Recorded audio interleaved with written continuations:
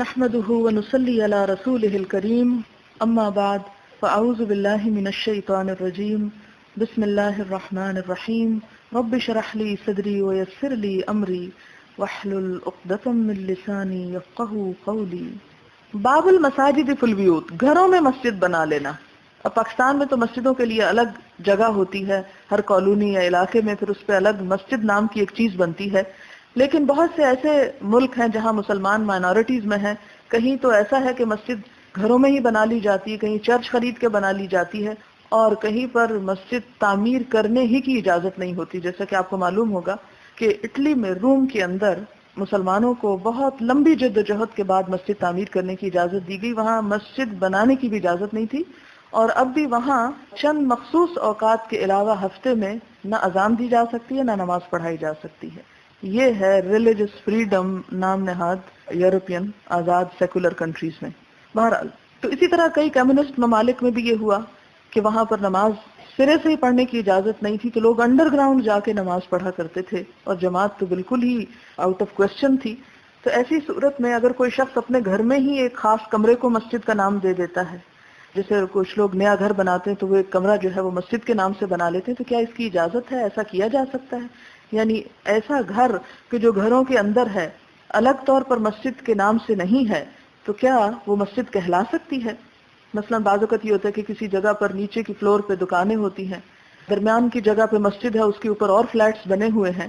تو ایسی صورت میں کیا فلیٹس میں سے ایک فلیٹ یا کسی کے فلیٹ میں ایک کمرہ مسجد کے نام سے رکھا جا سکتا ہے، اسے مسجد کے نام سے تعبیر کیا جا سکتا ہے؟ باب المساجد فی البیوت، گھروں میں مسجدیں. وصلی البراء بن عازب فی مسجدہ فی دارہ، اور حضرت براء بن عازب نے اپنے گھر کی مسجد میں نماز پڑھی، یعنی گھر کے اندر ایک کمرہ بطور مسجد. حدثنا سعید بن عفیر قال حدثني الليث قال حدثني عقيل عن ابن شهاب قال اخبرني محمود بن الربيع الانصاري ان اتبان بن مالك وهو من اصحاب رسول الله صلى الله عليه وسلم، اتبان بن مالک جو حضور صلی اللہ علیہ وسلم کے صحابہ کرام میں سے تھے، ممن شہد بدرن، ان میں سے جنہوں نے بدر میں حاضری دی، یعنی جنگ بدر میں شرکت فرمائی، من الانصار، انصار میں سے تھے، یعنی مدینہ کے رہنے والوں میں سے تھے. انہ اتا رسول اللہ صلی اللہ علیہ وسلم، کہ وہ حضور صلی اللہ علیہ وسلم کے پاس آئے، فقال، اور عرض کیا، یا رسول اللہ، اے اللہ کے رسول صلی اللہ علیہ وسلم، قد انکرت بصری، میں انکار پاتا ہوں اپنی نگاہ میں، یعنی میری نگاہ کچھ کمزور ہو رہی ہے. وانا اصلی لقومی، اور میں اپنی قوم کو نماز پڑھایا کرتا ہوں، یعنی ان کی امامت کرتا ہوں. فاذا كانت الامطار، جب بارشیں ہونے لگتی ہیں، سال الوادی، بہ پڑتی ہے وادی، الذی بینی و بینہم، جو میرے اور ان کے درمیان ہے، یعنی میرے گھر اور ان کے گھروں کے درمیان ایک ایسا نالا ہے جو پانی سے بھر جاتا ہے، اور میری نگاہ بھی کمزور ہے، تو میں کیا کروں؟ لم استطع ان آتی مسجدہم، میں نہیں استطاعت رکھتا کہ آؤں ان کی مسجد میں، فاصلی بہم، پھر میں ان کو نماز پڑھاؤں. ووددت یا رسول اللہ، اور میری خواہش ہے اللہ کے رسول صلی اللہ علیہ وسلم، انک تأتینی، کہ آپ تشریف لائیں میرے پاس، فتصلی فی بیتی، پھر آپ نماز پڑھیں میرے گھر میں، فاتخذہ مسلم، پھر میں اس کو ایک جائے نماز بنا لوں، یعنی نماز کی جگہ بنا لوں یا مسجد بنا لوں. قال، راوی کہتے ہیں، فقال له رسول اللہ صلی اللہ علیہ وسلم، تو آپ صلی اللہ علیہ وسلم نے اس سے فرمایا، سأفعل انشاء اللہ، کہ میں عنقریب ایسا کروں گا انشاءاللہ، یعنی آپ صلی اللہ علیہ وسلم نے اس سے وعدہ فرما لیا. قال اتبان، اتبان کہتے ہیں، فغدا، صبح سویرے تشریف لائے رسول اللہ صلی اللہ علیہ وسلم و ابو بکر، اور ابو بکر رضی اللہ تعالیٰ عنہ، حینا، جس وقت ارتفع النہار، دن بلند ہو گیا، یعنی 10-11 بجے کا ٹائم ہوگا. فاستأذن رسول اللہ صلی اللہ علیہ وسلم، تو آپ صلی اللہ علیہ وسلم نے گھر کے اندر تشریف لانے کے لیے اجازت طلب کی، اذن طلب کیا. اب دیکھیں یہاں اسلام کا بتایا ہوا اخلاق اور تہذیب. فأذنت له، میں نے آپ کو اجازت دی، فلم یجلس، آپ نہ بیٹھے، حین دخل البیت، جب آپ گھر میں داخل ہوئے، ثم قال، پھر فرمایا، این تحب ان اصلی من بیتک، تم کہاں چاہتے ہو کہ میں تمہارے گھر میں نماز پڑھوں؟ یعنی بیٹھنے سے پہلے آپ نے جس مقصد کے لیے آئے تھے اس کی بات کی. قال، وہ کہتے ہیں، فاشرت له، تو میں نے آپ کو اشارہ کیا، الی ناحیۃ، ایک کونے کی طرف، من البیتی، گھر کے، یعنی گھر کے ایک کونے کی طرف اشارہ کیا. فقام رسول اللہ صلی اللہ علیہ وسلم، تو نبی صلی اللہ علیہ وسلم نے قیام کیا، فکبر، تکبیر پڑھی، اللہ اکبر کہا، فقمنا، تو ہم بھی کھڑے ہو گئے، فصففنا، ہم نے صف باندھی، فصلی رکعتین ثم سلم، 2 رکعتیں پڑھائیں پھر آپ نے سلام پھیرا۔ اب اس سے کیا پتہ چلتا ہے؟ یہ 2 رکعتیں نفل نماز تھی، کیونکہ دن چڑھے تو کوئی نماز نہیں ہوتی، زوال کے بعد ہوتی ہے یا دن طلوع ہونے سے پہلے۔ تو اس سے کیا پتہ چلتا ہے کہ دن کے 10-11 بجے کے وقت میں جماعت سے نفل کبھی کبھار پڑھ لینے میں حرج نہیں ہے۔ قال، اتبان کہتے ہیں، وَحَبَسْنَاهُ، ہم نے روک لیا آپ کو، حبس کر لیا، یعنی آپ کو جانے نہ دیا۔ کس لیے روکا؟ علی خزیرتن، ایک کھانے پر جس کا نام خزیرہ تھا، جو حلیم کی طرح ہوتا ہے، جس میں گوشت بھی اور دالیں، اناج وغیرہ۔ صنعناها لہ، جو ہم نے تیار کیا تھا آپ ہی کے لیے، یعنی آپ نے نماز پڑھائی، اس کے بعد آپ کو کھانے پر روک لیا۔ قال، کہتے ہیں کہ فصاب فی البیت رجال، اکٹھے ہو گئے، جمع ہو گئے، صابہ کا مطلب ایسے لوٹنا ہوتا ہے، یعنی سب پلٹ آئے، آ گئے گھر میں مختلف قسم کے لوگ، یعنی محلے میں جس کو بھی پتا چلا کہ حضور صلی اللہ علیہ وسلم وہاں تشریف لائے ہیں تو وہ سب بھی جمع ہو گئے۔ من اہل الدار، گھر والوں میں سے، ذو عدد، کئی ایک، یعنی مزید کچھ، فاجتمعوا، وہ بھی جمع ہو گئے۔ فقال قائل منہم، تو ایک کہنے والے نے ان میں سے کہا، این مالک ابن دخیشن، مالک ابن دخیشن کہاں ہے، اور ابن دخشن یا ابن دخشن کہاں ہے؟ یعنی سب محلہ اکٹھا ہو گیا، جتنے بھی لوگ اتبان کے ساتھ نماز پڑھتے تھے انہیں جب پتا چلا تو وہ سب آ گئے، لیکن ایک شخص اس میں سے نظر نہ آیا۔ تو کسی نے پوچھا، اچھا فلاں نظر نہیں آ رہے، ابن الدخشن کہاں ہے؟ فقال بعضهم، تو اسی مجمع میں سے ایک اور نے جواب دیا، ذالک منافقن، وہ منافق ہے۔ یعنی جس طرح ہم عام طور پہ تبصرے کر دیتے ہیں، اچھا وہ نہیں آیا، وہ ایسا اور ایسا ہے۔ لا يحب اللہ ورسولہ، وہ اللہ اور اس کے رسول سے محبت نہیں کرتا، اور اس کی دلیل ان کے ہاں کیا تھی کہ آپ تشریف لائے ہیں اور وہ نہیں آیا۔ فقال رسول اللہ صلی اللہ علیہ وسلم، لیکن آپ کا اخلاق عالیہ دیکھیں، فرمایا لا تقل ذالک، ایسا مت کہو، یعنی اس کی غیر موجودگی میں تم اس کو منافق سے تعبیر مت کرو۔ الا تراہ، کیا تم دیکھتے نہیں اس کو، قد قال لا الہ الا اللہ، کہ اس نے لا الہ الا اللہ پڑھی، یرید بذالک وجہ اللہ، کہ اس کے ذریعے وہ اللہ کی رضا چاہتا ہے۔ قال اللہ ورسولہ اعلم، تو اس نے کہا اللہ اور اس کا رسول ہی بہتر جانتے ہیں کہ وہ منافق ہے یا نہیں۔ قال فإنا نرى وجهه، تو اس وقت وہ شخص پھر کہنے لگا کہ ہم تو دیکھتے ہیں اس کے چہرے کو، یعنی اس کی توجہ، وجہہ یعنی اس کی دلچسپی اور اس کی توجہ دیکھتے ہیں، ونصیحتہ، اور اس کی خیرخواہی یا بھلائی، الی المنافقین، منافقین کے لیے۔ یعنی اس شخص نے پھر اپنے آپ کو کلیریفائی کرنے کی کوشش کی اور کہا کہ ٹھیک ہے آپ زیادہ بہتر جانتے ہیں، لیکن ہم دیکھتے ہیں کہ وہ مسلمانوں سے زیادہ کس کی طرف، منافقوں کی طرف اپنی دلچسپی رکھتا ہے۔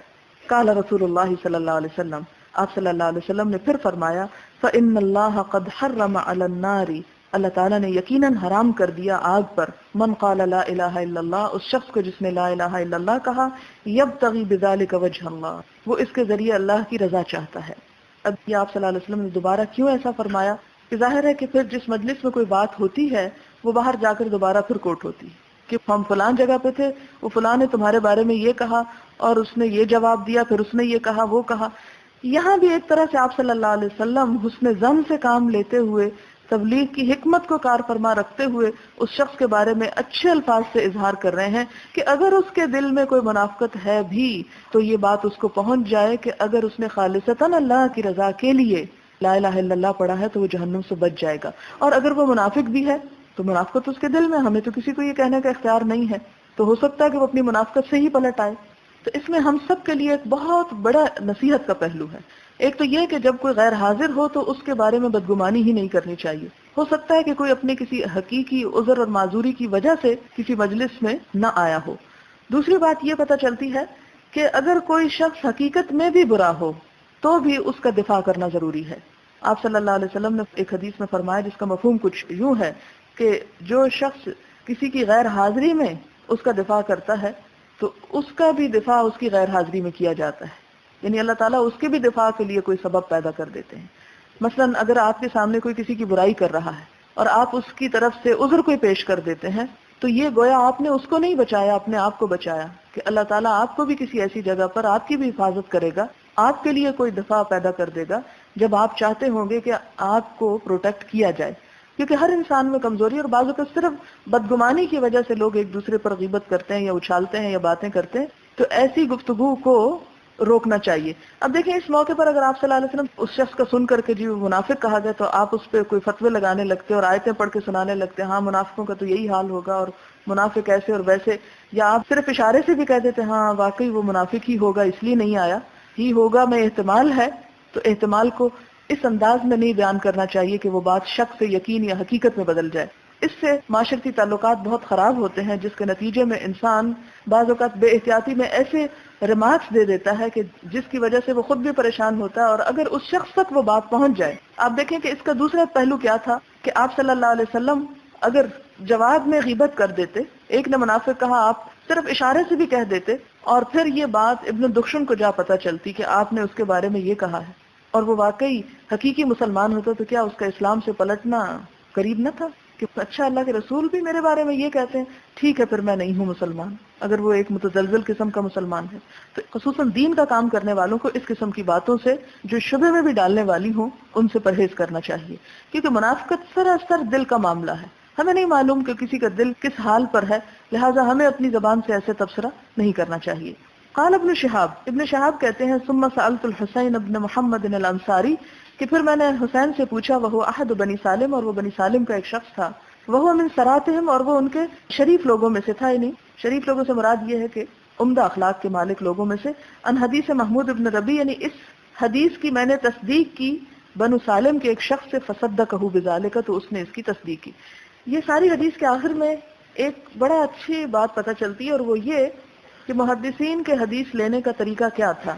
ایک تو یہ کہ جب کوئی ان کو سناتا سن لیتے، لیکن دوسری طرف پھر اس کی مزید اس شخص سے بھی تحقیق کر لیا کرتے تھے جو اس قصے کو زیادہ بہتر طور پر جانتا ہو، تاکہ غلطی کا احتمال نہ رہے، یعنی تاکید مزید کے لیے. بہرحال امام بخاری اس واقعے کو اس لیے لائے ہیں کہ اس شخص نے اپنے گھر کے ایک حصے میں آپ صلی اللہ علیہ وسلم سے مسجد کا افتتاح کروایا. اس سے کیا پتہ چلتا ہے کہ اگر کوئی شخص کسی جگہ کوئی اچھا کام شروع کرنے لگا ہے تو اس میں کسی دوسرے کو بلا کر اس کی ابتدا کروائی جا سکتی ہے، تاکہ اس سے ایک بہتر کام کی بہتر طور پر ابتدا ہو سکے. جس طرح آپ صلی اللہ علیہ وسلم وہاں تشریف لے گئے اور وہاں پر جا کر نماز پڑھائی، اور پھر اس کے بعد انہوں نے اپنے گھر میں ہی شاید لوگوں کو نماز پڑھانا شروع کر دی ہوگی جب کبھی انہیں کوئی مشکل ہوئی. اس سے یہ بھی پتہ چلتا ہے کہ بعض مسجدیں ایسی بھی ہو سکتی ہیں کہ جن میں ہر روز جماعت نہ بھی ہو، کبھی کبھار ہو، یعنی بوقت ضرورت استعمال ہو. مثال کے طور پر آپ دیکھیے کہ سڑکوں پہ جو مسجدیں بنی ہوتی ہیں مسافروں کے لیے، تو وہ مسجدیں 5 وقت ضروری نہیں کہ آباد ہوں.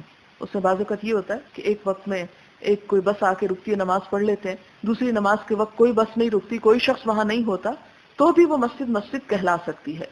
باب التیمم فی دخول المسجد وغیرہ، مسجد میں گھستے وقت دایاں پاؤں رکھنا. تیمم یمین سے ہے، وغیرہ وغیرہ میں یعنی دوسرے کاموں میں. وکان ابن عمر یبدأ برجلہ الیمنی، عبداللہ بن عمر ابتدا کرتے تھے اپنے دائیں پاؤں سے، یعنی کسی کمرے میں کسی مسجد میں. تو آپ صلی اللہ علیہ وسلم کا طریقہ کیا تھا کہ جب پاؤں اٹھاتے تو پہلے دایاں اٹھاتے اور دایاں داخل کرتے. لیکن اگر اتفاق سے بائیں کی باری آ گئی ہے اور پیچھے آپ کے ایک لمبی قطار بھی ہے، تو اس صورت میں آپ دائیں کا اہتمام کرتے ہوئے ایسا نہ ہو کہ دوسروں کو اذیت میں مبتلا کر دیں. یعنی اگر آپ اپنے کنوینئنس پہ رکھ رہے ہیں تو ٹھیک ہے، یعنی یہ بھی پھر مستحب چیز میں ہے، لیکن ایسا نہ ہو کہ ایک مستحب کام کرتے کرتے آپ دوسروں کو ایک اذیت میں مبتلا کر دیں. فَإِذَا خَرَجَ، اور نکلتے وقت کیا کرے، بَدَأَ بِرِجْلِهِ الْيُسْرَى، بایاں پاؤں پہلے نکالے.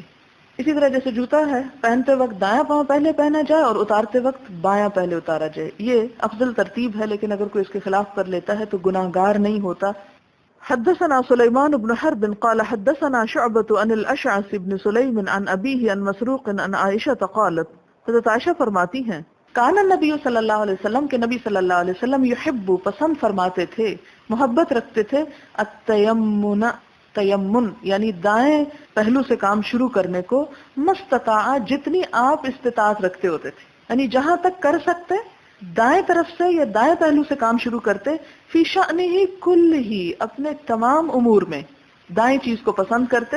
فی طہورہ، اپنی طہارت میں یعنی جیسے نہاتے وقت، و ترجلہ، کنگھی کرتے وقت، و تنعلہ، جوتا پہنتے وقت. ان تمام امور میں آپ دائیں طرف سے شروع کرنے کو پسند کرتے تھے. اب آپ کا سوال یہ نہیں آنا چاہیے کہ یہ فرض ہے، یہ فرض نہیں ہے، کیونکہ یہاں پر یہ لفظ آگے مستطاع، جتنی آپ میں استطاعت ہوتی. پھر یہ کہ پھر ہم کیوں کریں اپنے آپ کو اتنے تکلف میں اور اتنی احتیاطوں اور ترتیبوں میں کیوں ڈالیں. تو اس میں یہ کہ ہماری مشکل یہ کہ اگر ہمارے والدین ہمیں جوتا پہنانے میں دایاں پاؤں اور ساکس پہنانے میں دائیں طرف اور پاجامہ پہنانے میں دایاں پاؤں ڈالتے اور تھوڑا سا بچہ اگر لیفٹ قدم آگے کرے تو اسے کہ نہیں بچے پہلے دایاں، تو آپ دیکھتے کہ ہماری شروع سے ہی عادت بن چکی ہوتی. لیکن اگر نہیں بنی تو خدا کے لیے اپنے بچوں کو ایک اچھی عادت سکھا دیں. آپ دیکھیں گے کہ صرف اتنا ہی کہہ دینا کافی ہوتا ہے کہ جب بچے کو آپ کو اچھا پاؤں آگے کرو اور وہ بایاں کر رہا ہے تو اس کو کہ نہیں آپ بتاؤ پہلے کون سا کرتے ہیں، پہلے ایک دفعہ بتا دیں، پھر اگر دوبارہ غلطی کرتا ہے پھر کہ اچھا آپ بتائیں. تو آپ دیکھیں گے کہ تھوڑے دنوں میں وہ خود ہی عادی ہو جائے گا اور آپ کو کہے گا دایاں کرنا ہے نا پہلے.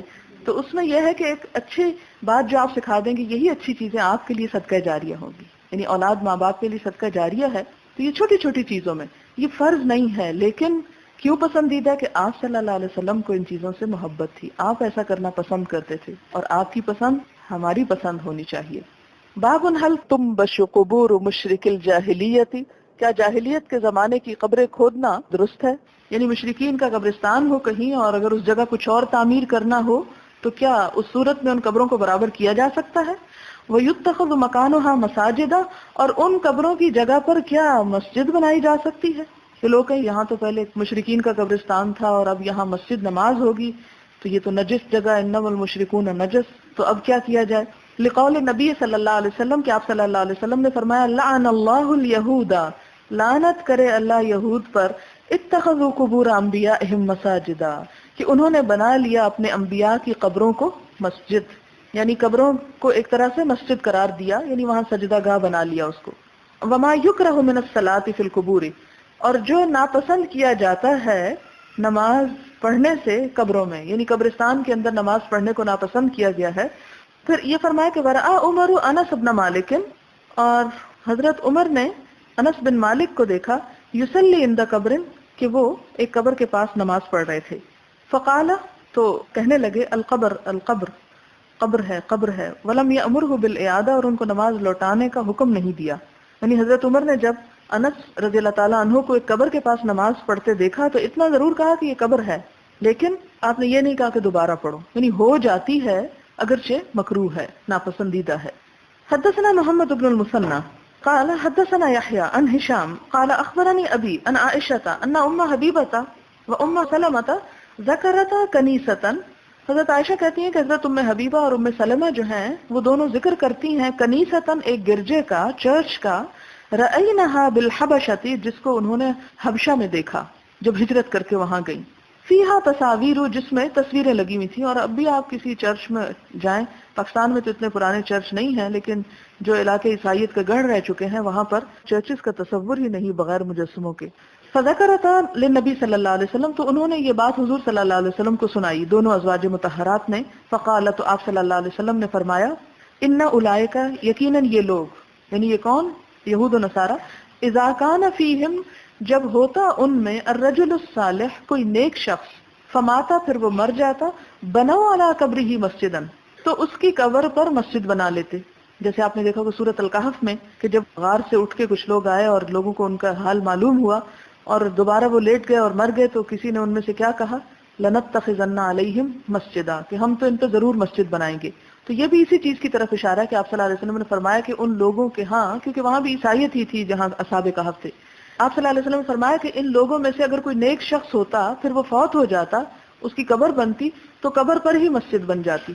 بنوا علی قبرہ مسجدا وصوروا فیہ تلک الصور، اور صورتیں بنا لیتے اس میں ان لوگوں کی صورتیں، یعنی مرنے والے کی تصویر بھی وہاں لٹکا لیتے. جیسے ہمارے ہاں بھی ہوتا ہے نا کہ جیسے مختلف ادارے ہوتے ہیں، کالجز وغیرہ، تو اس میں جو پرنسپل رہتے ہیں یا کوئی بھی جو ان کے پائنیئرز ہوتے ہیں، تو ایک کے بعد جو ایک آتا چلا جاتا ہے، تو ہر ایک کے جانے کے بعد اس کی ایک ایک تصویر لٹکتی چلی جاتی ہے. تو یہ تو خیر عام ادارے ہیں، لیکن یہود و نصارہ ہی سے یہ چیز بھی آئی ہے. وہاں وہ مسجدوں میں ایسا کیا کرتے تھے، اپنی ہولی پلیسز میں. اور پھر اس کا نتیجہ کیا نکلا، آہستہ آہستہ خدا بھول گیا اور وہ تصویریں نگاہوں کے سامنے رہیں اور لوگوں نے انہی کو خدا بنا لیا اور اس سے شرک خوب پھیلا. تو آپ صلی اللہ علیہ وسلم نے ان لوگوں کے بارے میں کیا فرمایا، فَأُولَئِكَ شِرَارُ الْخَلْقِ عِندَ اللَّهِ يَوْمَ الْقِيَامَةِ، کہ یہ لوگ شرار، شریر کی جمع ہے، بدترین مخلوق ہوں گے اللہ کے نزدیک قیامت کے دن. یعنی ایسا کرنے والے، عبادت گاہوں میں ایسی چیزیں لٹکا لینے والے یا قبروں پر عبادت گاہیں بنا لینے والے اللہ کے نزدیک بدترین مخلوق ہوں گے. حدثنا مسدد قال حدثنا عبد الوارث عن ابي التياح عن انس قال قدم النبي صلی اللہ علیہ وسلم المدینہ، کہ نبی صلی اللہ علیہ وسلم مدینہ تشریف لائے. فنزل اعلی المدینہ، تو آپ صلی اللہ علیہ وسلم مدینہ کے اعلی و بلند حصے میں تشریف فرما ہوئے فی حین ایک قبیلے میں جس کا نام تھا یقال لهم بنو عمرو بن عوف، جنہیں بنو عمرو بن عوف کہا جاتا تھا. فاقام النبی صلی اللہ علیہ وسلم فیہم 14 لیلۃ، آپ صلی اللہ علیہ وسلم 14 راتوں تک ان کے ہاں رہے، یعنی 2 ہفتے تقریباً. ثم ارسل الی بنی النجار، پھر آپ نے بنو النجار کے لوگوں کو بلا بھیجا. ارسل الی کا مطلب ہوتا ہے بلا بھیجنا. فجاؤ متقلدین السیوف، تو وہ آئے لٹکائے ہوئے تلواروں کو. مقلدین قلادہ اسی سے ہے، قرآن پاک میں بھی آتا ہے نا، متقلدین بھی اسی سے ہے. اور آپ دیکھیں کہ مقلد بھی جو ہمارے ہاں مقلد اور غیر مقلد کی بات ہوتی ہے، تو مقلد اس کو کہا جاتا ہے کہ جس نے اپنے گلے میں کسی کی غلامی کا بندھن ڈال رکھا ہو کہ میں بس اس کا غلام ہوں. کأنی انظر الی النبی صلی اللہ علیہ وسلم، گویا کہ میں دیکھ رہا ہوں نبی صلی اللہ علیہ وسلم کو علی راحلتہ، اپنی سواری پر. اس میں یہ کہ بنو النجار جو تھے یہ آپ صلی اللہ علیہ وسلم کے دادا عبد المطلب کے ننیال میں سے تھے. اور وہ لوگ تلواریں کیوں لٹکا کر آئے؟ وہ اس لیے تلواریں لٹکا کر آئے کہ یہ اس بات کا اظہار تھا کہ ہم آپ کے ساتھ ہیں، آپ کا دفاع کریں گے، آپ کی خاطر اپنی جان تک قربان کر دیں گے. کیونکہ عربوں کے ہاں رشتہ داریوں کا بڑا لحاظ رکھا جاتا تھا، خواہ مسلمان نہیں بھی ہوتے تھے تو ان میں سے رشتہ داری کی غرض سے بھی بعض لوگ مدد کرتے رہے، جیسے ابو طالب.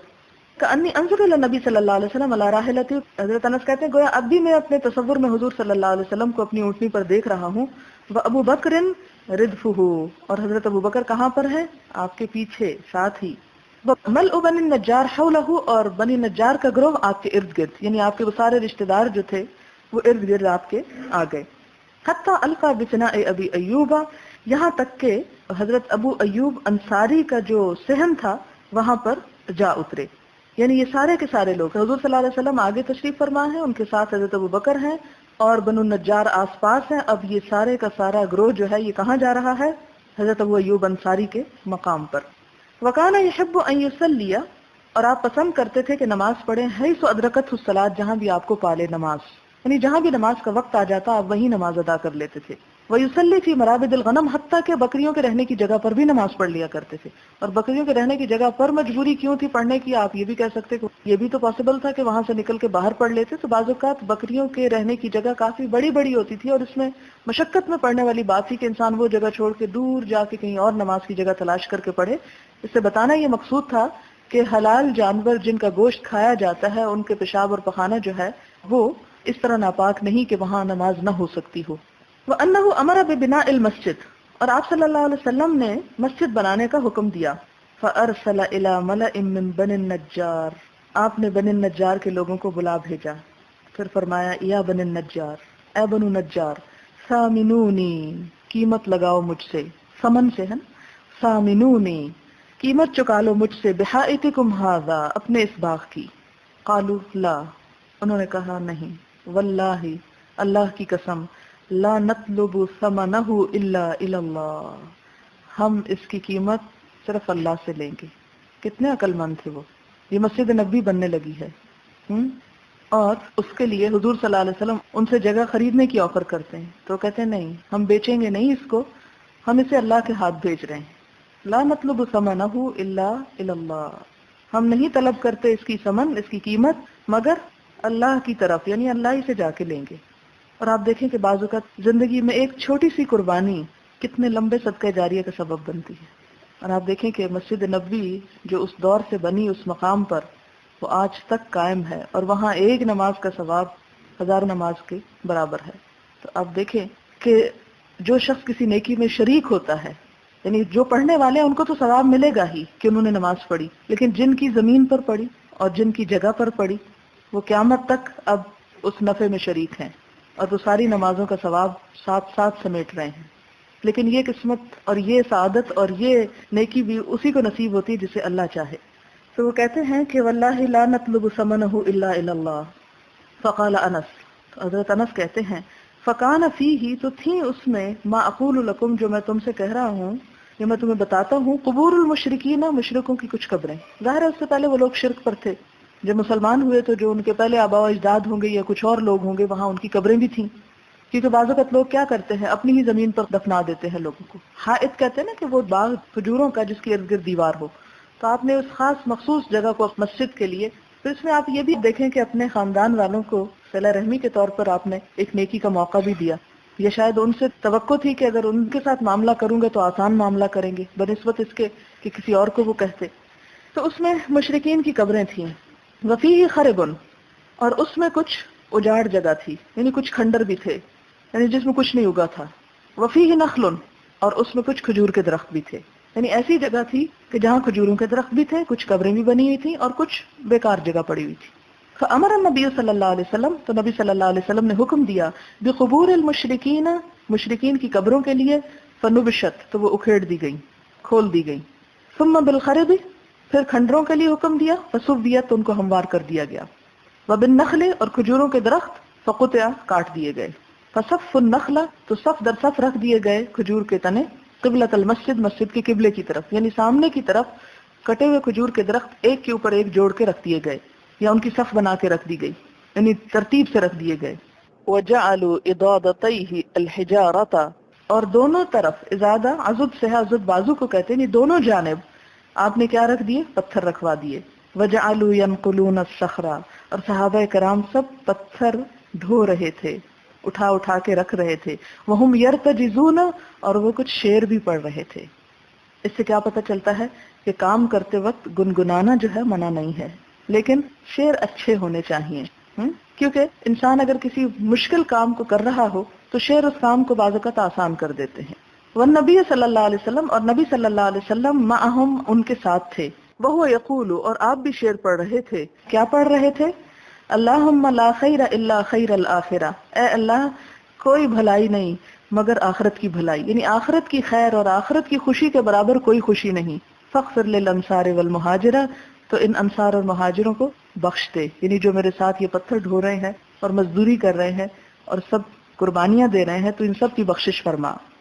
اب یہ ہے کہ قرآن پاک میں تو ہم نے بار بار پڑھا کہ ما ہوا بقول شاعر، کہ آپ شاعر نہیں ہیں اور یہ کسی شاعر کا کلام نہیں ہے. تو پھر حضور صلی اللہ علیہ وسلم نے کیسا شعر پڑھ لیا؟ اس سے یہ پتہ چلتا ہے کہ آپ صلی اللہ علیہ وسلم دوسروں کے لکھے ہوئے یا کہے ہوئے شعر پڑھا کرتے تھے اور ان کو پسند بھی کرتے تھے، لیکن اکثر یہ ملتا ہے کہ ان کا وزن درست نہیں ہوتا تھا. اور پھر اسی طرح یہ بات بھی پتہ چلتی ہے کہ شعر ارادے سے کہنا اور بات ہے، اور زبان سے کسی ایسے کلام کا نکلنا کہ جو ہم وزن ہو، وہ اور بات ہے. تو آپ صلی اللہ علیہ وسلم یہ جو کچھ پڑھ رہے تھے اپنی طرف سے، یہ ایک طرح سے دعا تھی جو بے اختیار شعر کے وزن پہ آ گئی، لیکن شعر کا پورا وزن بھی نہیں بنتا، اس لیے کہ الفاظ مختلف ہیں، حروف اوپر نیچے. باب الصلاۃ فی مرابض الغنم، نماز پڑھنا بکریوں کے رہنے کی جگہ یا تھان میں یا باڑے میں. حدثنا سلیمان بن حرب قال حدثنا شعبہ عن ابی التیاح عن انس قال كان النبي صلی اللہ علیہ وسلم يصلي في مرابض الغنم ثم سمعته بعد يقول كان يصلي في مرابض الغنم قبل ان يبنى المسجد، کہ آپ صلی اللہ علیہ وسلم بعض اوقات بکریوں کے تھان میں نماز پڑھ لیتے تھے، اور یہ بھی کہا گیا کہ آپ مسجد کی تعمیر سے پہلے ایسا کیا کرتے تھے. جب مسجد تعمیر ہوگی تو پھر مسجد میں نماز پڑھتے تھے، وہاں نہیں. لیکن اس سے ہمیں ایک صرف جواز کا پہلو نکلتا ہے کہ اگر کوئی شخص ایسی جگہ پر رہتا ہو کہ جہاں وہ دن رات بکریوں کی خدمت میں مصروف ہے اور انہیں کے قریب نماز پڑھنے کی ہی گنجائش ہو اس کے پاس، تو ایسا کیا جا سکتا ہے. باب الصلاۃ فی مواضع الابل، اونٹوں کی رہنے کی جگہ پر نماز پڑھنا. حدثنا صدقة بن الفضل قال اخبرنا سليمان بن حيان قال حدثنا عبيد الله النافع قال رأيت ابن عمر يصلي الى بعيره. نافع کہتے ہیں، نافع کا معلوم ہے نا آپ کو کہ یہ ابن عمر کے آزاد کردہ غلام تھے. وہ کہتے ہیں کہ میں نے حضرت عمر کو اپنے اونٹ کے پاس نماز پڑھتے دیکھا. وقال رأيت النبي صلی اللہ علیہ وسلم يفعله، اور ابن عمر کہتے ہیں کہ میں نے آپ صلی اللہ علیہ وسلم کو ایسا کرتے ہوئے دیکھا. تمام صحابہ کرام میں سے حضرت عبداللہ بن عمر خاص طور پر آپ کے اتباع میں بہت مشہور ہیں، اور ہر کام کرتے ہوئے ساتھ یہ ضرور کہتے ہیں کہ میں یہ اس لیے کر رہا ہوں کہ میں نے حضور صلی اللہ علیہ وسلم کو ایسا کرتے ہوئے دیکھا.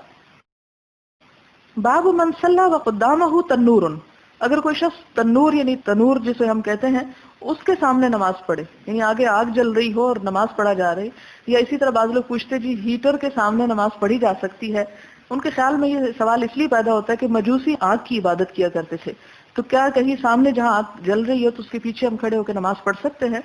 کسی بھی ایسی چیز سے جو توجہ ہٹائے اس کے سامنے نماز نہیں پڑھنی چاہیے، لیکن مجبوراً ایسی جگہ اگر پڑھ لی جائے تو نماز ہو جاتی ہے، مراد یہ ہے اس سے. او نارن، یا آگ ہو، او شیء مما یعبد، یا کوئی ایسی چیز جس کی لوگ عبادت کرتے ہوں.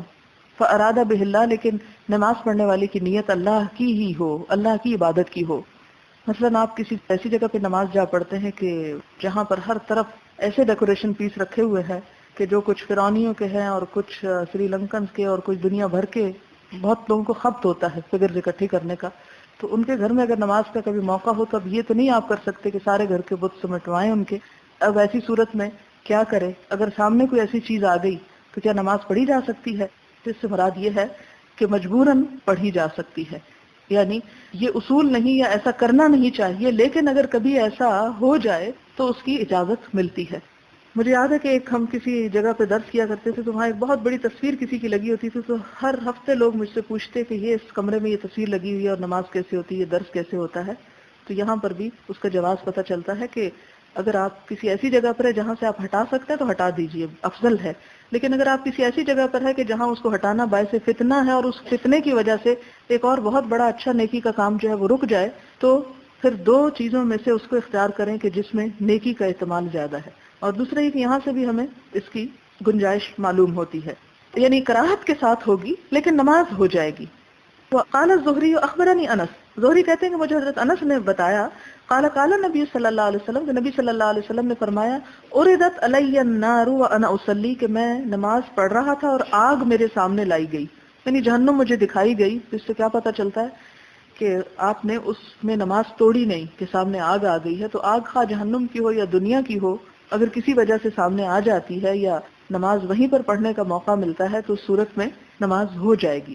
حدثنا عبداللہ بن مسلمة عن مالک عن زید بن اسلم عن عطاء بن یسار عن عبداللہ بن عباس قال ان خسفت الشمس، سورج کو گہن لگ گیا، فصلی رسول اللہ صلی اللہ علیہ وسلم، تو آپ صلی اللہ علیہ وسلم نے نماز پڑھی. ثم قال اریت النار، یعنی جب میں یہ نماز پڑھ رہا تھا سورج گہن کی تو مجھے آگ دکھائی گئی. فلم ارى منظرا، تو نہ دیکھا میں نے کوئی منظر، کل یوم میں اس دن کی طرح، قط کبھی بھی، افزع زیادہ ڈراؤنا. یعنی نماز کی حالت میں آپ صلی اللہ علیہ وسلم کو جہنم سامنے لا کے دکھا دی گئی. آپ نے فرمایا کہ ایسا منظر میں نے اپنی زندگی میں کبھی نہیں دیکھا جو اس قدر ڈراؤنا ہو، یعنی اس قدر بھیانک سین تھا. باب کراہیت الصلاۃ فی المقابر، مقبروں میں نماز پڑھنے کی کراہیت یعنی مکروہ ہے. حدثنا مسدد قال حدثنا يحيى عن عبيد الله قال اخبرني نافع عن ابن عمر عن النبي صلى الله عليه وسلم قال، آپ صلی اللہ علیہ وسلم نے فرمایا، اجعلوا في بيوتكم من صلاتكم، کرو اپنے گھروں میں اپنی نمازوں میں سے، یعنی کچھ حصہ اپنے گھروں میں بھی پڑھا کرو. اسی لیے آپ نے وہ پیچھے حدیث پڑھی کہ آپ صلی اللہ علیہ وسلم فجر کی سنتیں گھر میں پڑھ کے تشریف لے جاتے تھے. ولا تتخذوها قبورا، اور ان کو قبرستان نہ بناؤ، یعنی اپنے گھر کو قبرستان نہ بناؤ کہ اس میں کوئی نماز ہی نہ ہو، اس میں بھی کچھ نمازیں پڑھ لیا کرو. اگرچہ خواتین پڑھتی ہیں لیکن بعض اوقات خواتین بھی مسجدوں میں چلی جاتی تھیں، تو یہ نہ ہو کہ گھر میں کوئی بھی نماز نہ پڑھے، کچھ حصہ نماز کا گھروں میں بھی پڑھ لیا کرو. باب الصلاۃ فی مواضع الخسف، دھسی ہوئی جگہ پر نماز پڑھنا. خسف ہوتا ہے زمین کا دھسنا. والعذاب، اور جن جگہوں پہ عذاب آیا جیسے عاد اور سمود وغیرہ پر، یا ایسی جگہ جہاں زلزلے سے زمین دھس جائے تو اس جگہ پر نماز پڑھنا.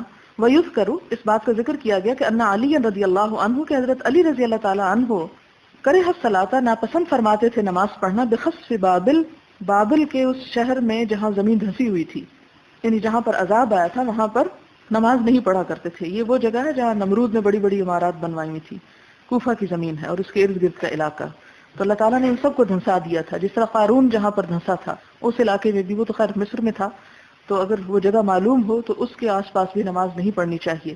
کیوں؟ اس لیے کہ جس زمین پر عذاب آتا ہے لوگوں پر، تو وہ زمین بھی اس عذاب کی زد میں ایک طرح سے آ جاتی ہے اور اس پر لعنت برستی رہتی ہے، کیونکہ وہ ملعون شدہ یا عذاب شدہ لوگ اس میں دھسے ہوئے ہوتے ہیں.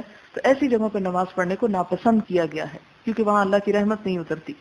حدثنا اسماعیل بن عبد الله قال حدثني مالك عن عبد الله بن دينار عن عبد الله بن عمر رضي الله عنهما ان رسول الله صلى الله عليه وسلم، آپ صلی اللہ علیہ وسلم نے فرمایا، قال لا تدخلوا، نہ تم داخل ہو، على هؤلاء المعذبين، ان عذاب دیے ہوئے لوگوں پر، یعنی جہاں عذاب اترا ہے ان علاقوں میں مت اندر جاؤ، الا ان تكونوا باقین، ہاں ایک حالت میں جا سکتے ہو کہ روتے ہوئے داخل ہو، یعنی ان کے عذاب کو باعث عبرت سمجھ کر وہاں جاؤ. فَإِن لَمْ تَكُونُوا، پھر اگر نہ ہو تم باقینا رونے والے، یعنی اگر رونا نہ آئے، فَلَا تَدْخُلُوا عَلَيْهِمْ، تو مت اس پہ داخل ہو، یعنی ہنسی مذاق کرتے ہوئے یا اس کو تفریح کے طور پر ایسی جگہوں کو وزٹ مت کرو. لا يُصِيبُكُم مَّا أَصَابَهُمْ، کہیں ایسا نہ ہو کہ تمہیں بھی وہی آ پہنچے جو انہیں پہنچا. یعنی تم بھی کہیں اس عذاب کے مستحق نہ ہو جاؤ. تو اس حدیث کو سامنے رکھ کر، اور یہ حدیث آپ نے اس وقت ارشاد فرمائی تھی جب حضور صلی اللہ علیہ وسلم غزوہ تبوک پر جاتے ہوئے ہجر کے مقام پر گزرے، اور ہجر سورۃ الحجر بھی آتا ہے. یہاں سمود کی قوم بستی تھی اور ان پر عذاب نازل ہوا جس کے نتیجے میں سب کے سب ہلاک ہو چکے تھے. تو آپ نے ان جگہوں پر اندر جانے سے بغیر عبرت کی نگاہ کے منع فرمایا، اور نماز تو بدرجہ اولا پھر منع ہوگی وہاں. اسی لیے حضرت علی رضی اللہ تعالیٰ عنہ ایسی جگہ پر نماز نہیں پڑھا کرتے تھے. باب الصلاۃ فی البیات، چرچ میں نماز پڑھنا. وقال عمر رضی اللہ عنہ، اور حضرت عمر رضی اللہ تعالیٰ عنہ کہتے ہیں انا لا ندخل کنائسکم، ہم تمہارے کنیسہ میں داخل نہیں ہوتے، من اجل التماثیل، بتوں کی وجہ سے، یہ تم نے بت رکھے ہوئے ہیں اس لیے ہم ان میں اندر نہیں آتے. التی فیہا الصور، وہ جن کے اندر تصویریں ہیں. وکانا ابن عباس، اور ابن عباس رضی اللہ تعالیٰ عنہ جو تھے، یصلی فی البیعۃ، چرچ میں نماز پڑھ لیا کرتے تھے، الا بیعۃ فیہا تماثیل، مگر اس چرچ میں نہیں پڑھتے تھے جہاں پر مورتیں رکھی ہوئی ہوں، کیونکہ وہ مورتیں عبادت کے لیے رکھی ہوئی ہوتی ہیں. گھروں میں عموماً جب لوگ بت رکھتے ہیں، بت میں اس لیے لفظ بول رہی ہوں کہ اگر میں نے ان کو اسٹیچوز یا فگرز یا کچھ اور کہا تو معاملہ ہلکا ہو جائے گا، کیونکہ اصلاً تو وہ بت ہی ہیں. تو وہ عبادت کے لیے نہیں ہوتے، وہ تو صرف سجاوٹ کے لیے ہوتے ہیں، اگرچہ وہ ناپسندیدہ ہیں. اور حضرت ابراہیم علیہ السلام نے تو ساری قوم کو ناراض کر لیا تھا اور آگ میں گرنا گوارا کر لیا ان کی خاطر. خیر وہ تو ایک الگ معاملہ، وہ تو خلیل اللہ تھے اور ہمارا کیا تعلق اللہ سے. الا بیعۃ فیہا تماثیل، مگر ایسے چرچ میں جس میں مورتیں رکھی ہوئی ہوں. یعنی چرچ میں نماز پڑھی جا سکتی ہے، لیکن اگر چرچ میں بت رکھے ہوئے ہوں پھر نماز نہیں ہوگی، پھر نہیں نماز پڑھنی چاہیے، پھر باہر پڑھنا زیادہ بہتر ہے. حدثنا محمد قال اخبرنا عبدة عن هشام بن عروة عن ابيه عن عائشة ان ام سلمة ذکرت لرسول اللہ صلی اللہ علیہ وسلم کے حضرت عائشہ روایت کرتی ہیں کہ حضرت ام سلمہ نے ذکر کیا حضور صلی اللہ علیہ وسلم سے کس چیز کا؟ کنیستن، ایک کنیسہ کا، ایک چرچ کا. رأتها بأرض الحبشہ، جس کو انہوں نے حبشہ کی زمین میں دیکھا تھا. یقال لها ماریا، اس چرچ کا نام میری تھا، ماریا تھا. فذکرت لہو، تو انہوں نے ذکر کیا ان کے لیے، ما رأت فیہا من الصور، جو بھی انہوں نے تصویریں وغیرہ دیکھی تھی. حضور صلی اللہ علیہ وسلم کو ان کی تصویروں کی ڈیٹیلز بتائیں. مکہ میں چونکہ کوئی چرچ نہیں تھا اس لیے آپ نے دیکھا نہیں، اور آپ کو معلوم ہے کہ آپ ایسے علاقوں میں خود نہیں گئے، آپ نے کبھی سمندر کا سفر نہیں کیا. فقال رسول اللہ صلی اللہ علیہ وسلم، تو آپ صلی اللہ علیہ وسلم نے فرمایا، اولئک قوم، یہ وہ قوم ہیں، اذا مات فیہم العبد الصالح، جب ان کے اندر کوئی نیک بندہ مر جاتا تھا، اگر الرجل الصالح، یا کوئی نیک شخص، بنوا علی قبرہ مسجدن، تو اس کی قبر کے اوپر مسجد بنا لیتے تھے. اور آج ہم دیکھیں کہ ہمارے ہاں کیا ہوا. آپ صلی اللہ علیہ وسلم نے ہمیں بتایا تھا نا کہ تم لوگ یہود و نصارہ کا حرف بحرف اتباع کرو گے، یہاں تک کہ اگر وہ کسی بل میں گھسیں گے تو تم بھی وہاں گھس جاؤ گے. یعنی وہی سب عادتیں اور اعمال تم میں بھی آ جائیں گی. قرآن اور حدیث سب کچھ تمہارے گھروں میں ہوتے ہوئے جو عادات ان کے اندر آئی تھی. پھر فرمایا کہ وَصَوَّرُوا فِيهِ تِلْكَ الصُّوَرَ، اور انہوں نے اس میں ان لوگوں کی تصویریں بنا لی. اولئک شرار الخلق عند اللہ، یہ لوگ اللہ کے نزدیک بدترین مخلوق ہیں. باب، نام نہیں رکھا، امام بخاری کو کوئی اچھا نام نہیں سوجا ہوگا اس لیے صرف حدیث لے آئے. حدثنا ابو الیمان قال اخبرنا شعیب عن الزہری قال اخبرنی عبید اللہ بن عبد اللہ بن عتبہ ان عائشہ و عبد اللہ بن عباس قال، حضرت عائشہ اور عبداللہ بن عباس رضی اللہ تعالیٰ عنہما دونوں کہتے ہیں، لما نزل برسول اللہ صلی اللہ علیہ وسلم، جب اترا آپ صلی اللہ علیہ وسلم پر، یعنی آخری وقت، نزل بے کا مطلب ہے یہاں یعنی آپ کی وفات کا وقت آپ کے قریب آ گیا. تفقہ یترہ خمیسۃ لہ علی وجہہ، تفقہ شروع ہو گئے، یترہ ڈالنے، خمیسۃ ایک لوئی، لہو جو آپ کی تھی، علی وجہہ اپنے چہرے پر. یعنی آپ صلی اللہ علیہ وسلم اپنی وفات کے قریب ترین وقت میں چہرے کے اوپر اپنا کمبل ڈال رہے تھے.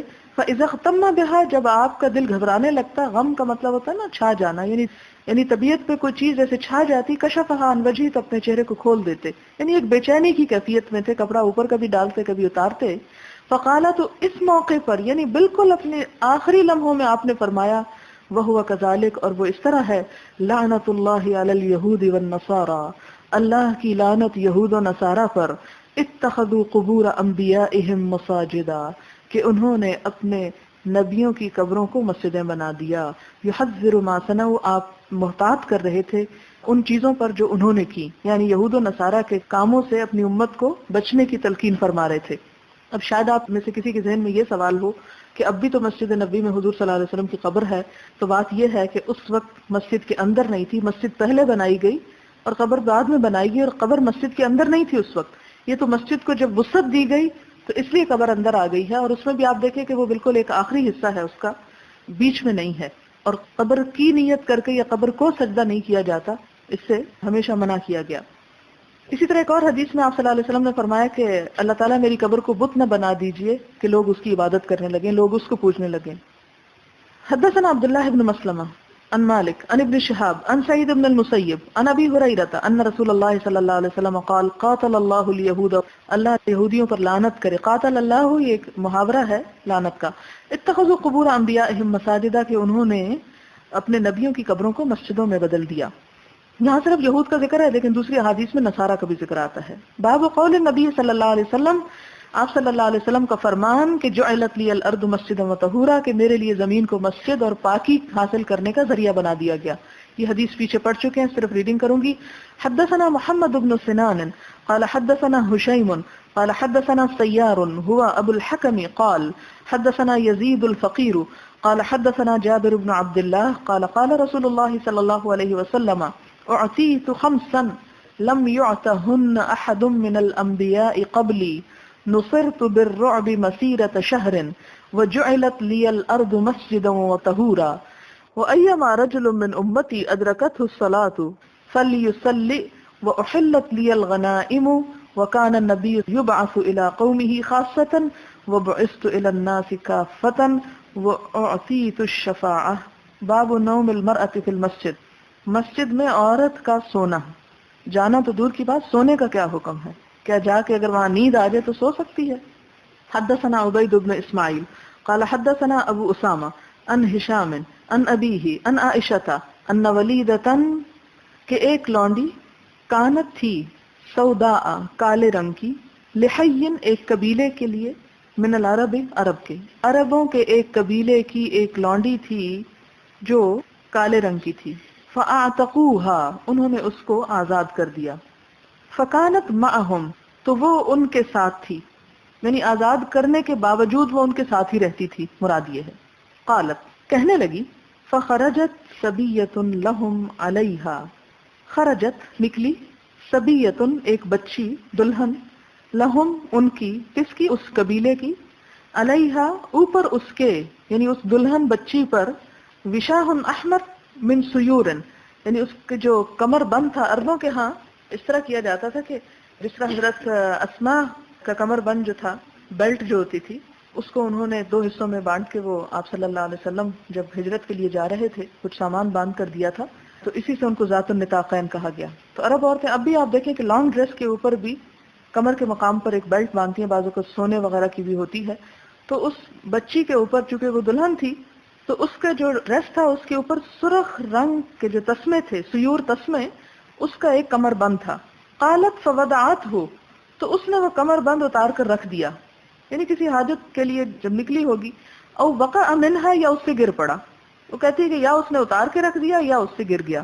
فمرت به حدیات، تو ایک چیل گزری، وهو ملقن، اور وہ پڑا ہوا تھا، یعنی وہ کمر بند جو تھا، فحسبته لحما، تو چیل نے اس کو، چونکہ سرخ رنگ کا تھا وہ کمر بند، کیا سمجھا؟ گوشت کا ٹکڑا۔ فخطفته، اس کو اچک کے لے گئی، اٹھا کے لے گئی، جیسے کوے چیزیں اچک جاتے ہیں۔ قالت، کہنے لگی، فلتمسوه، تو انہوں نے اس کو ڈھونڈا، فلم یجدوه، اس کو نہ پایا۔ قالت، کہنے لگی وہ عورت، غلام عورت، فتہمونی، انہوں نے مجھ پہ الزام لگا دیا، جیسے عام طور پر ہوتا ہے کہ شادی کے موقع پر دلہن کا اگر کوئی زیور خدا نہ خواستہ چوری ہو جائے تو شامت کس کی آتی ہے؟ گھر کے نوکروں کی۔ یہی حال بیچاری اس عورت کا ہوا۔ قالت، کہنے لگی، فتفقوا یفتشون، وہ میری تلاشی لینا شروع ہو گئے، حتیٰ، یہاں تک کہ فتشوا قبولہا، اس کی شرمگاہ کا اگلا حصہ بھی انہوں نے کھنگال ڈالا، یعنی اس کو بھی دیکھا۔ قالت، کہنے لگی، واللہ، قسم اللہ کی، انی لقائمۃ معہم، کہ میں ان کے ساتھ کھڑی تھی، یعنی اللہ کا کرنا ایسا ہوا کہ ان کے ساتھ ہی ابھی کھڑی تھی، اس مرت الحدیات، کہ جب وہ چیل دوبارہ گزری، فالقتہ، اور اس نے اس کو پھینک دیا ان کے سامنے۔ اللہ تعالیٰ نے کیسے برات کی اس کی۔ قالت، وہ کہنے لگی، فوقع بینہم، وہ گر پڑا کمر بند ان کے درمیان آ کے۔ قالت، کہنے لگی، فقلت، میں نے کہا، هذا الذي اتهمتموني به زعمتم وانا منه بريئة وهو ذا هو، یہ وہ چیز ہے جس پر تم مجھے الزام دے رہے تھے اور میں بالکل بری ذمہ تھی، دیکھ لو یہ کیا ہوا۔ یعنی جب وہ گرا کمر بند تو میں نے ان سے کہا، یہ لو، یہ وہ چیز ہے جس پہ تم مجھے ستا رہے تھے، حالانکہ میں بے گناہ تھی، بریئۃ، بے گناہ، وہو ذا ہو، اور یہ لو، یہ ہے، لے لو، یعنی میرا پیچھا چھوڑو، یہ پکڑ لو اپنا کمر بند. قالت، حضرت عائشہ کہتی ہیں فجاءت الى رسول اللہ صلی اللہ علیہ وسلم، وہ عورت نبی صلی اللہ علیہ وسلم کے پاس آ گئی. فاسلمت، اسلام قبول کر لیا، یعنی اس قبیلے کو پھر چھوڑ دیا کیونکہ آزاد شدہ تھی. قالت عائشہ، حضرت عائشہ کہتی ہیں فکان لها خباء فی المسجد، اس عورت کا مسجد میں ایک خیمہ تھا. بیچاری کا اپنا گھر جو کوئی نہیں تھا اور کوئی جگہ نہ تھی، ایک عورت تھی، کس کے گھر رہتی؟ آپ نے کیا اجازت دے دی اس کو کہ مسجد کے ساتھ ہی اپنا یا مسجد میں ہی اپنا ایک خیمہ لگا لو، او حبشن، یا جھونپڑا سا، یعنی چھپر ڈال لو اپنے لیے، یا تھا. قالت، حضرت عائشہ کہتی ہیں فکانت تأتینی، کہ عورت میرے پاس آتی ہوتی تھی، فتحدث عندی، مجھ سے باتیں کرتی. قالت، حضرت عائشہ کہتی ہیں فلا تجلس عندی مجلسا، تو نہ بیٹھتی میرے پاس کوئی بیٹھنا، یعنی جب بھی بیٹھتی میرے پاس، الا قالت، مگر یہ ضرور کہتی. کیا کہتی؟ وَيَوْمُ الْوِشَاحِ مِنْ تَعَاجِيبِ رَبِّنَا أَلَا إِنَّهُ مِنْ بَلْدَةِ الْكُفْرِ أَنْجَانِي.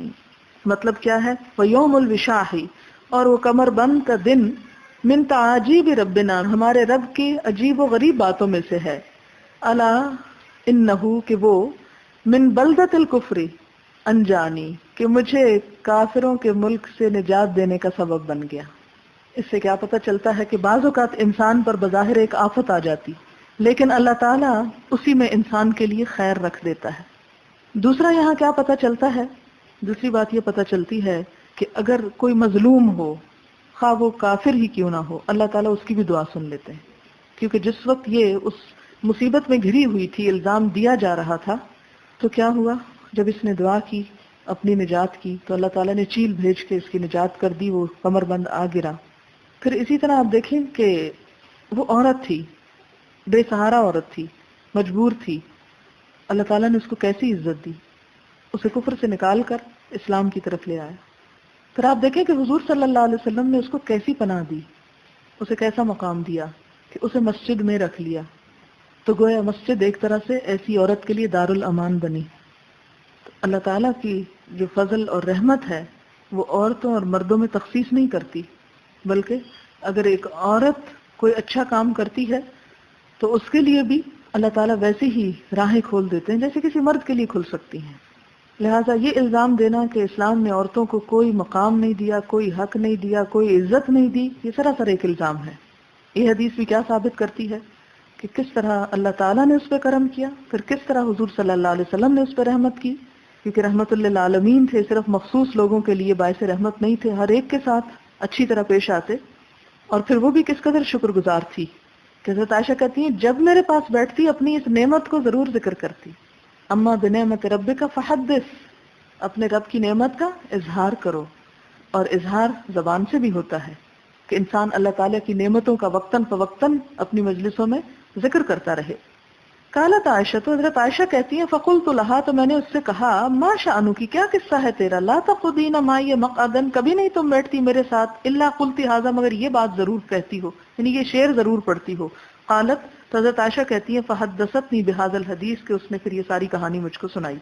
اور امام بخاری یہ ساری کہانی کس لیے لے کر آئے ہیں کہ نوم المرأۃ فی المسجد، عورت مسجد میں رہ سکتی ہے، سو بھی سکتی ہے، خیمہ بھی لگا سکتی ہے، اس کو وہاں اگر کوئی خطرہ نہ ہو. ہماری مسجدیں تو اب مردوں کے لیے بھی خطرناک ہو گئی ہیں، عورتیں بیچاری کہاں جائیں گی. لیکن اگر پرامن ماحول ہو اور عورت مسجد میں رہتی ہے تو رہ سکتی ہے. اور وہ بھی آپ کو یاد ہوگا کہ حضرت مریم کی والدہ نے کہا تھا کہ انی نظرت لک ما فی بطنی محررا. تو گویا اسلام سے پہلے بھی عورتوں کو مسجد میں رہنے کی یا عبادت کی اجازت تھی. تو اسی لیے اگر کوئی مسجد میں اعتکاف کرنا چاہے عورت، اور مسجد میں عورتوں کے لیے خاص جگہ بنی ہوئی، تو ایسا کیا جا سکتا ہے. اور اس میں آپ دیکھیں ایک اور چیز پتہ چلتی ہے، ظاہر ہے عورت تھی، شاید بوڑھی ہو، لیکن اگر کچھ بھی جوان تھی تو اس کو پیریڈز بھی آتے ہوں گے، احتمال ہے، کچھ کہا نہیں جا سکتا. تو اس کا مطلب یہ ہے کہ مسجد میں اگر کسی کا گھر ہو، جیسے عام طور پر ایسا ہوتا ہے کہ نیچے مسجد ہوتی ہے، اوپر امام صاحب کا گھر ہوتا ہے، تو اس میں مرد بھی ہوتے ہیں، عورتیں بھی ہوتی ہیں. تو اس ایریے میں یعنی مسجد کی چھت کے اوپر اگر کسی کا گھر ہے اور وہاں پیریڈز والی عورت ہے تو وہ رہ سکتی ہے. جیسے پہلے بتایا تھا نا کہ ایسے علاقوں میں جہاں مسجدیں کمیونٹی سینٹر کا کام دیتی ہیں، وہاں شادی ہال کا کام دیتی ہیں، یا مختلف گیدرنگز وہاں پر ہوتی ہیں، تو اس میں مرد اور عورتیں شامل ہوتی ہیں. بعض اوقات غیر مسلم بھی آ جاتے ہیں تو ان کی اس طرح آنے کی اجازت ہے، لیکن خاص عبادت کے مقام پر جا کے نہ بیٹھیں. تو ظاہر ہے جہاں اس نے چھپر لگایا ہوگا وہاں 5 وقت نماز تو نہیں ہوتی ہوگی، لیکن بات یہاں پر یہ پتہ چلتی ہے کہ کان لہا خباء فی المسجد، کہ وہ مسجد کے احاطے کے اندر تھا، یعنی اس ایریا میں تھا جہاں مسجد. تو گویا مسجد میں ساری مسجد کا حکم ایک طرح کا نہیں، وہ مخصوص علاقہ جہاں مسلسل عبادت ہوتی ہے اس کا حکم بنسبت اس کے کہ جو 4 دیواری ہے مسجد کی لیکن 5 وقت وہاں نماز نہیں ہوتی اس سے مختلف ہوگا. باب نوم الرجال فی المسجد، مسجد میں مردوں کا سونا. وقال ابو قلابہ عن انس، ابو قلابہ حضرت انس سے روایت کرتے ہیں قدم رہط من اکل، اکل قبیلے کا ایک گروہ، اور رہط کہتے ہیں 10 سے کم کو، نبی صلی اللہ علیہ وسلم، نبی صلی اللہ علیہ وسلم کے پاس آیا. فکانوا فی الصفۃ، اور وہ سائبان میں رہتے تھے. یہ جو صفہ ہے نا وہ خاص ایک چبوترے پر، تو اس کے اوپر چھت نہیں تھی، ایک سائبان، ایک چھتری یا ایک ٹینٹ یا تپال یا اس طرح کی کوئی چیز، تو اس کے نیچے وہ رہتے تھے. یہ کبھی مسجد نبی بھی پوری طرح نہیں بنی ہوئی تھی، ظاہر ہے کہ ان کے لیے بھی پورے مکمل انتظامات نہیں تھے. تو اسی سے پھر کیا لفظ نکلا، اصحاب صفہ سے بات کہتے ہیں کہ صوفی کا جو لفظ ہے وہ بھی اسی سے نکلا ہے، صفی اور صفی سے صوفی. وقال عبد الرحمن ابن ابی بکر، اور عبد الرحمن بن ابی بکر کہتے ہیں کانا اصحاب الصفۃ الفقراء، کہ اصحاب صفہ فقیر لوگ تھے، مسافر بھی تھے اور فقیر بھی تھے، یعنی ایسے لوگ کہ جن کے اپنے رشتہ دار ہوتے تھے مدینہ میں مثلا، یا کوئی ایسی جگہ پر اپنے رہنے کا انتظام کر سکتے جن کے پاس مال و دولت ہوتا تو وہ تو وہاں رہتے تھے، لیکن جن کا کوئی اور ٹھکانہ نہیں ہوتا تھا ان کا ٹھکانہ مسجد ہوتا تھا. اور مسجد کا یہ کردار ہمیشہ سے مسلمانوں کے ہاں رہا ہے. اور تاریخ میں یہ روایت بھی ملتی ہے کہ 2 جگہ مسلمانوں کی دن یا رات کبھی بند نہیں ہوا کرتی تھی. یہ مسلمانوں کے ترقی کے دور کی بات ہے، ایک لائبریری اور ایک مسجد، یعنی دن اور رات میں کسی وقت بھی ان پہ تالا نہیں ہوتا تھا یا ان کے دروازے بند نہیں ہوتے تھے. لیکن آج ہماری مسجدیں بھی لاک ہیں اور ہماری لائبریریز تو آدھے دن کے بعد ہی بند ہو جاتی ہیں آرام کرنے کے لیے. تو ایسی قوم کبھی ترقی نہیں کر سکتی. اور اس بات کی مجھے حیرت ہوئی کہ آپ بھی جا کے دیکھ سکتے ہیں یا معلوم کر سکتے ہیں کہ برطانیہ میں یا امریکہ میں بہت سی لائبریریز ایسی ہیں کہ جو پوری رات بھی بند نہیں ہوتی، اور یہ چیز ابتدا اس کی مسلمانوں نے ہی کی تھی. حدثنا مسدد قال حدثنا يحيى عن عبيد الله قال حدثني نافع قال اخبرني عبد الله بن عمر انه كان ينام وهو شاب، کہ عبداللہ بن عمر نے ان کو خبر دی کہ وہ نوجوان تھے اور وہ سوتے تھے، اعزب کمارے تھے، لا اہل لہو ان کی کوئی بیوی نہ تھی، فی مسجد نبی صلی اللہ علیہ وسلم، اور وہ مسجد نبوی میں آ کے سو جایا کرتے تھے. یعنی حضرت عبداللہ بن عمر نوجوان تھے، شادی نہیں ہوئی تھی، مسجد میں سو جاتے تھے. یہ خاص طور پر اس کا نوجوان ہونے کا ذکر اس لیے کیا کہ اس حالت میں بعض اوقات ان کو احتلام بھی ہو سکتا تھا سوتے میں، تو ایسی صورت میں ناپاک بھی جسم ہو جاتا تو بھی اجازت ہے. یعنی اس ڈر سے کہ کہیں میں مسجد میں جا کے ناپاک نہ ہو جاؤں تو مسجد میں سونا نہیں چاہیے، اس کی ممانعت نہیں ہے. اچانک کوئی ناپاکی اگر انسان کو ہو جاتی ہے تو اس صورت میں اجازت ہے. تو اس سے ایک اور چیز پھر پتہ چلتی ہے کہ اگر ناپاک عورت کسی ایسے علاقے میں کھڑی ہے مسجد کے اندر ہی کہ جو خاص عبادت کا نہیں ہے تو اس صورت میں ایسا کیا جا سکتا ہے بوقت ضرورت، بوقت مجبوری. اور اس میں یہ ہے کہ ظاہر ہے کہ وہاں تو نہیں سوتے ہوں گے جہاں لوگ نماز پڑھتے ہوں گے آ کے، یعنی اب بھی اگر کوئی مسجد میں سونا چاہے تو وہ امام کی جگہ پہ نہیں جا کے سوئے گا، وہ کسی کونے میں کسی ایسی جگہ پہ سوئے گا کہ جہاں پر باقاعدہ عبادت نہ ہو رہی ہو. ایک اور حدیث ہے بڑی دلچسپ. حدثنا قتيبة بن سعيد قال حدثنا عبد العزيز بن ابي حازم عن ابي حازم عن سهل بن سعد قال جاء رسول الله صلى الله عليه وسلم بيت فاطمہ، آپ صلی اللہ علیہ وسلم ایک دن حضرت فاطمہ کے گھر تشریف لائے. فلم يجد عليا في البيت، حضرت علی کو گھر میں نہ پایا، تنہا تھی. فقال، آپ نے فرمایا اين ابن امك، تمہارا کزن کہاں ہے، تمہارے چچا کا بیٹا کہاں ہے، یعنی حضرت علی کہاں ہے. حالانکہ وہ حضرت فاطمہ کے کزن نہیں تھے، آپ صلی اللہ علیہ وسلم کے چچا کے بیٹے تھے، لیکن عربوں کے ہاں اس رشتے میں باپ یا اس سے بھی اوپر جو ہو وہ سب کزن کہلاتے ہیں. قالت، کہنے لگی، کان بینی و بینہ شیء، کہ میرے اور ان کے درمیان کچھ ہو گیا تھا، یعنی ہماری جھڑپ ہو گئی. فغاضبنی، تو مجھ سے غضبناک ہوئے. فخرجا، گھر سے نکل گئے. فلم یقل اندی، پھر میرے پاس قیلولہ نہیں کیا، یعنی دوپہر نہیں گزاری. فقال رسول اللہ صلی اللہ علیہ وسلم، تو آپ صلی اللہ علیہ وسلم نے فرمایا، لانسان، کسی انسان کو نہیں، کسی کو بھی کہا، انظر اینا ہوا، جاؤ دیکھو وہ کہاں ہے. فجاء، تو وہ آ گیا. فقال یا رسول اللہ، تو اس نے آ کے بتایا کہ اللہ کے رسول صلی اللہ علیہ وسلم، هو راقد فی المسجد، وہ مسجد میں سوئے ہوئے ہیں، راقد، سوئے ہوئے ہیں. یعنی ناراض ہو کے گھر سے نکلے تو کہاں جاتے، اگر حضور کے پاس جاتے تو جا کے بتانا پڑتا کہ کیا کر کے آیا ہوں، لہٰذا مسجد میں جا کے سو گئے. فجاء رسول اللہ صلی اللہ علیہ وسلم وهو مضطجع، آپ صلی اللہ علیہ وسلم ان کے پاس آ گئے، یعنی مسجد میں آ گئے، اور وہ سوئے ہوئے تھے، لیٹے ہوئے تھے۔ قد سقط رداؤه، اور ان کی چادر گری ہوئی تھی، ان شقه، ان کی سائڈ سے، یعنی سائڈ سے ان کی چادر کھسک گئی، ان کے پہلو سے۔ واصابه تراب، اور ان کو مٹی لگ گئی، کیونکہ مسجد نبی کا فرش اس وقت کچا تھا۔ فجعل رسول اللہ صلی اللہ علیہ وسلم يمسحه عنه، تو آپ صلی اللہ علیہ وسلم محبت سے ان کی مٹی کو صاف کرنے لگے۔ ويقول، اور فرما رہے تھے، قم ابا تراب، قم ابا تراب، ابو تراب اٹھ جاؤ، اور وہاں سے ان کا لقب پڑا تھا ابو تراب، یعنی مٹی والے۔ تو اس سے آپ دیکھیں کہ آپ صلی اللہ علیہ وسلم اپنی بیٹی کا ساتھ دینے کی بجائے اپنے داماد کو جا کے خوش کرتے ہیں۔ اس میں سب کے لیے بہت بڑا سبق ہے۔ عموماً اگر میاں بیوی کی لڑائی ہو جائے تو والدین بغیر کچھ سوچے سمجھے جانبداری کا ثبوت دیتے ہیں، اور اپنی بیٹی کو ضرور بے قصور سمجھ کر داماد کو ہی بلیم کریں گے۔ تو ایسی صورت میں حکمت کا تقاضا یہ ہے کہ دوسرے کو زیادہ خوش کیا جائے تاکہ معاملات کی اصلاح ہو سکے۔ اگر آپ صلی اللہ علیہ وسلم حضرت علی سے ناراض ہوتے اور حضرت فاطمہ کو دلاسا دیتے اور ان کی سائڈ لیتے اور انہیں کہتے اچھا وہ نکل گئے تو چلو تم بھی آ جاؤ روٹ کے، اور ان کو اپنے گھر لے آتے، اور پھر حضرت علی آتے تو دروازہ بند کر دیتے، تو ایسی صورت میں معاملات زیادہ بگڑ سکتے۔ امام بخاری نے تو اس کو نکالا کہ مسجد میں سونے کے باب میں، لیکن ہمارے لیے اس میں دوسرے بھی بہت سے پہلو ہیں قابل غور۔ حدثنا یوسف بن عیسیٰ قال حدثنا ابن فضیل عن ابیہ عن ابی حازم عن ابی ہریرہ قال رأیت 70 من اصحاب الصفہ، ابو ہریرہ کہتے ہیں کہ میں نے 70 اصحاب صفہ کو دیکھا۔ اس سے پتہ چلتا ہے کہ ایک بڑی تعداد تھی، بعض روایات میں 300-400 کا بھی لفظ آتا ہے۔ اس سے یہ پتہ چلتا ہے کہ گھٹتے بڑھتے رہتے تھے، کبھی کم لوگ رہ گئے، کچھ چلے گئے پھر آ گئے۔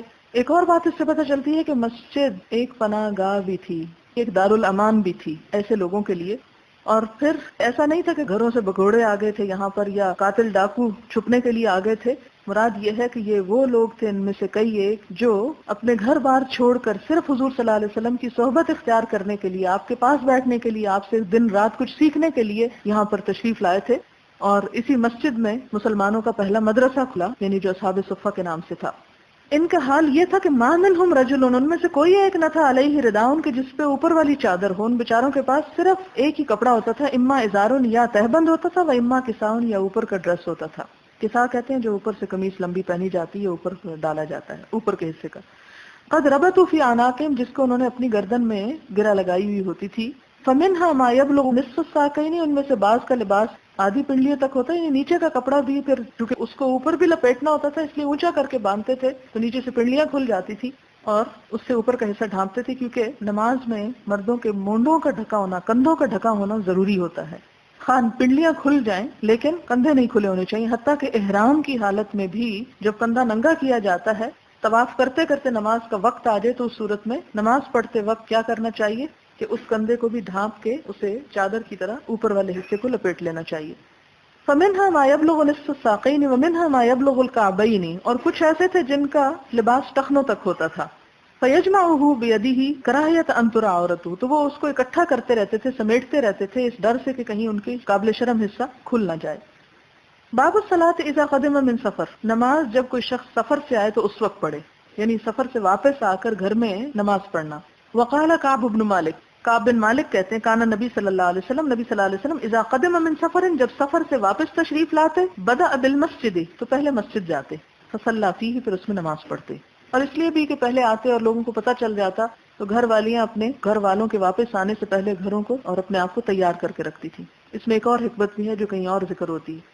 حدثنا خلاد بن یحییٰ قال حدثنا مسعر قال حدثنا محارب بن دثار عن جابر بن عبد اللہ قال اتیت النبی صلی اللہ علیہ وسلم، کہتے کہ میں نبی صلی اللہ علیہ وسلم کے پاس آیا، وہ فی المسجد، اور آپ صلی اللہ علیہ وسلم مسجد میں تشریف فرماتے۔ قال مسعر، مسعر کہتے ہیں اراہو، میں نے دیکھا اس کو، قال دحن، کہ چاشت کا وقت تھا، فقال صلی رکعتین، آپ نے 2 رکعتیں نماز پڑھی، وکان لی علیہ دین، اور تھا میرا کچھ قرض آپ پر، یعنی آپ صلی اللہ علیہ وسلم میرے مقروض تھے، فقدانی وزادنی، آپ نے مجھے وہ بھی دیا اور زیادہ بھی دیا۔